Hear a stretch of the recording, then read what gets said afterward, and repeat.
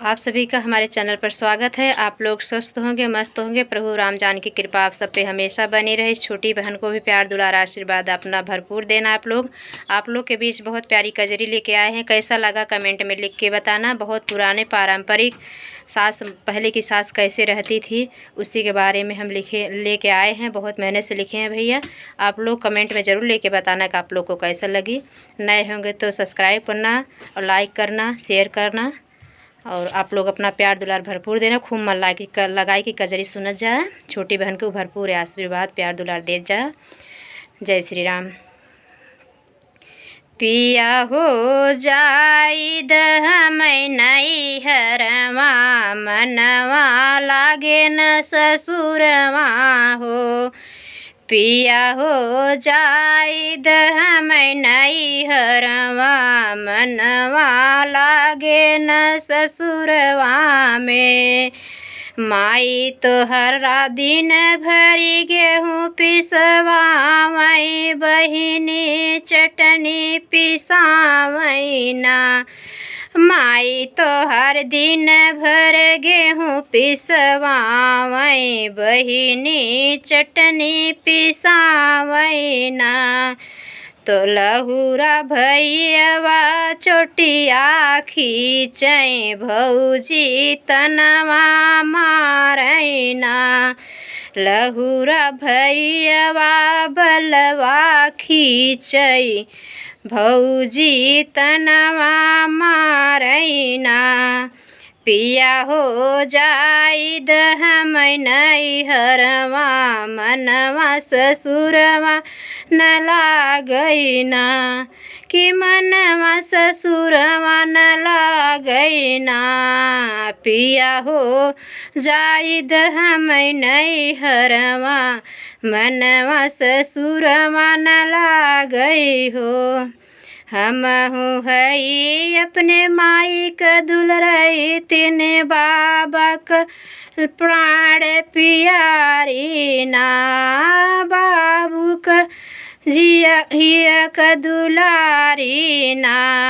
जाबई अपने नैहरवा, हमहु सुखवा करबै ना। जाबई अपने नैहरवा, हमहु सुखवा करबै ना।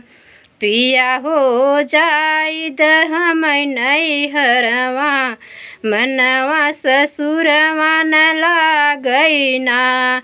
पिया हो जाई दहमै नैहरवा, मनवा ससुरवा न लागैना। लहुरा देवरवा भौजी कैरियावई, ननदी जे कहथिन डैनियाना। जेठनी मारथिन हो तनवा, बजनी कई के बोलावैना। जेठनी मारथिन तनवा, बाझिनी कही के बोलावैना। नाही होई पिया हो बरदसवा, जाई दहमै नैहरवा ना।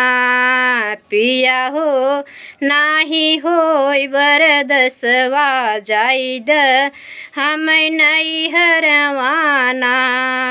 पिया हो जाई द नैहरवा, नाही मन लागै ससुरवा ना।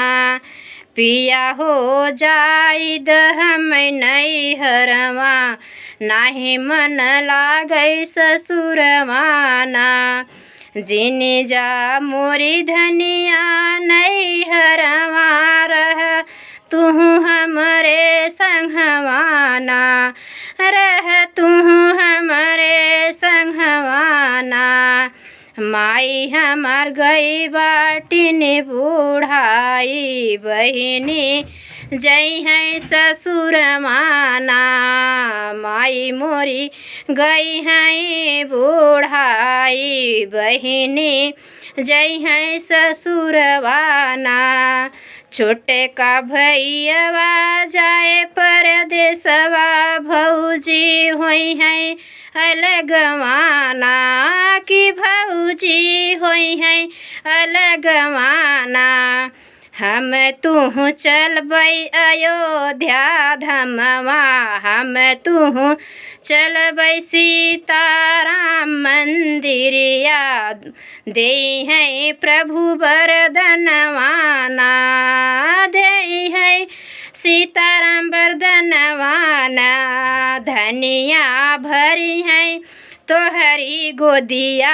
हुई है हमरे ललनवाना धनिया भरी है तोहरी गोदिया हुई है हमरे ललनवाना हम तू सुख से रहबै धनिया जिन जा तू नहीं हरवाना हम तू सुख से रहबै धनिया जिन जा तू नहीं हरवाना। आप सबको कैसे लगा कजरी कमेंट में जरूर लिख के बताइए। जय श्री राम।